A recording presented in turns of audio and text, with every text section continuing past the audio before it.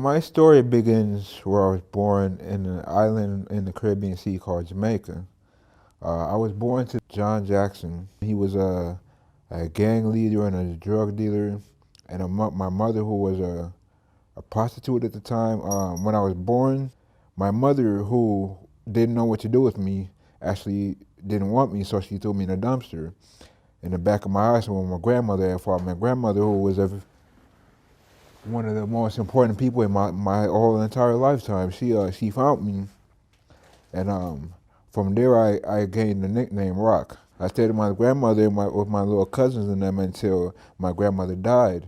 So my dad brought me up here, and I stayed with my dad and my stepmother for quite a while till I was about 13, 14 years old. We stayed with them until their relationship got kind of messed up, so they got a divorce. We went to stay with my uncle, and we were staying with my uncle for quite a few years until I was about 17 and a half when my uncle had got murdered, and my dad, he got stressed out, so we moved back to Jamaica.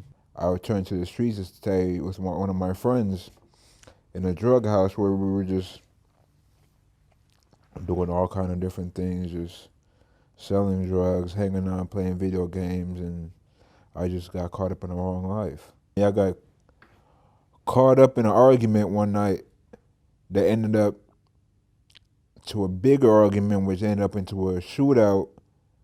And a couple of weeks after that, I ended up getting shot in a separate shootout, which I thank God I survived.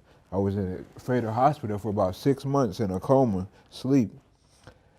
And to the grace of good Lord, I just woke up one day out the coma, and I just tried to piece my life back together. When I woke up out the coma, I was messed up, very messed up emotionally, and the medication that they were giving me was kind of sort of helping, but I didn't like how it made me feel because it made me sleep all day. So after a while, I stopped taking my medication and started drinking every day, and my life was just getting back to where it was again. So I ended up going to Pathfinders and hooking up with this lady called Adrian. She brought me to the guest house, got me a bed there. I stayed there for quite a while. I was in a shelter just trying to piece my life together. I remember being stressed out every day about how I was gonna find me somewhere to stay because I didn't like being at the shelter. So when I got to Capuchin, I decided that I was gonna lose another apartment over my drinking problem. So I decided to get help, and I prayed and prayed and asked God to help me. I even went to AODA groups and talked to people and got help. It really helped me a great lot. Yeah, it helped me quite a lot because I needed them groups. The wisdom that I took from them groups is be honest with yourself. Don't deny whatever it is that you're doing, whether, like I said, whether it's smoking crack or whatever the problem might be. Don't deny it. Admit that you got a problem. And I always tell the kids now that I'm working with it, just if you're doing wrong, just try to convince yourself that you know that that's wrong, and it'll help you stay away from it. The forces that I say that worked in my life was the Most High Creator. I felt like I was hand chosen. Actually, to be honest with you, if I wouldn't have got shot, I think I still would have been out there selling drugs, or probably even worse, in jail, locked up for the rest of my life.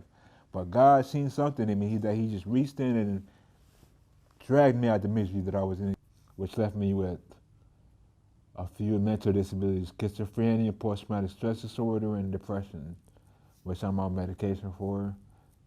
That helps, which I'm sure I definitely take my medication now because I experienced the result of not taking your medication. You just not right without the medication. Doing the best that I can means counseling young men and women around my age, even younger than me, who were going through things that I see that's bothering them in their life, and just trying to be the best person I can. Just regular daily routine life things, like, because I'm paralyzed on one side of my body, so I get shortcomings of doing a lot of things that most people are able to do. So I have real close friends that help me get through life. This story gives hope for people who are going through hard times, because A lot of times the system is always so quick to throw drug dealers and people who are against, or people who do bad things. They're always quick to just throw them in jail instead of trying to talk to them and find out what's going on.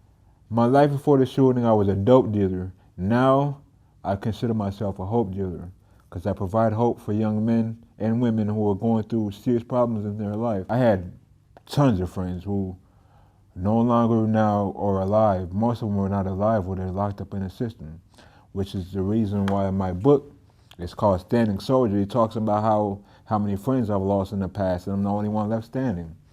Standing soldier is liberated from the streets. I'm free from the street life. I'm a free man to do whatever I feel like now.